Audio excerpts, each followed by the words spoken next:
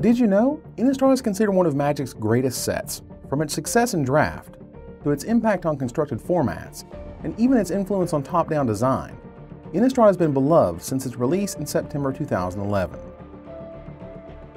Leading up to its release, Innistrad was introduced by way of an alternate reality game, in which bits of story were leaked in the form of various letters, journal entries, and other in-world correspondences. This idea was mostly inspired by classic Gothic horror novels, such as Frankenstein, The Strange Case of Dr. Jekyll and Mr. Hyde, and Dracula. The creator of Magic the Gathering, Richard Garfield, seldomly gets his hands involved in designing new sets, but for Innistrad, he joined the team. Not only was the set partially designed by the creator of Magic, but the lead designer was none other than Mark Rosewater, Magic's most prolific designer. It was lead developed by Eric Lauer, who was the main proponent to Innistrad's success in Draft. Innistrad, as a standalone draft set, has arguably been considered to be the best draft format of all time.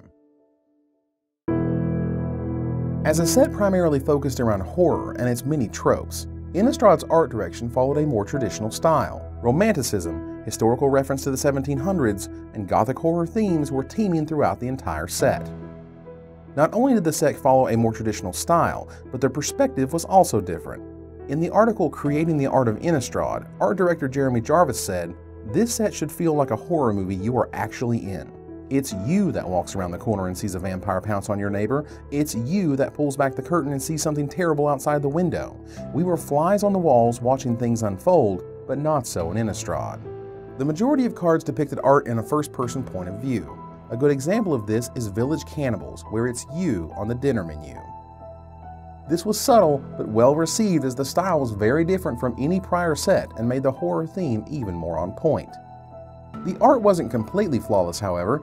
There was a major error on one of the set's most iconic vampires. On the legendary card Olivia Voldaren, you will notice a bulge coming from underneath her dress. Some say it's her knee, but at the bottom of her dress is both of her feet.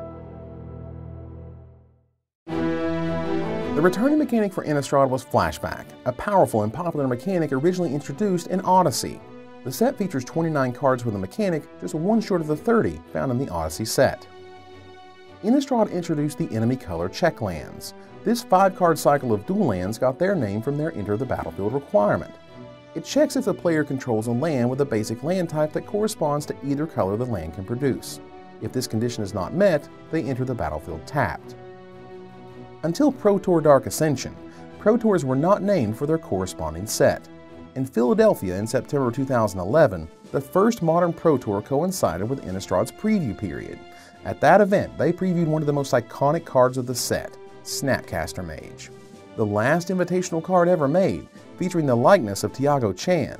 The rare is the last of its kind, and with such a powerful effect, playable at instant speed and at a low cost, it is now a staple of Eternal formats.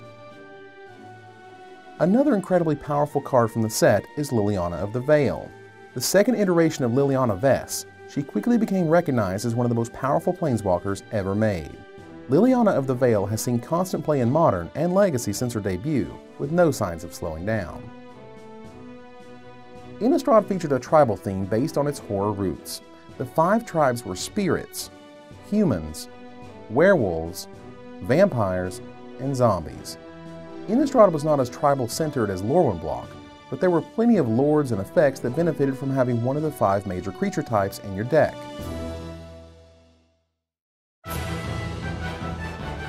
Magic R&D borrowed a mechanic from another game their company makes called Duel Masters to show the transformation of werewolves and other horror tropes, the mechanic being double-faced cards.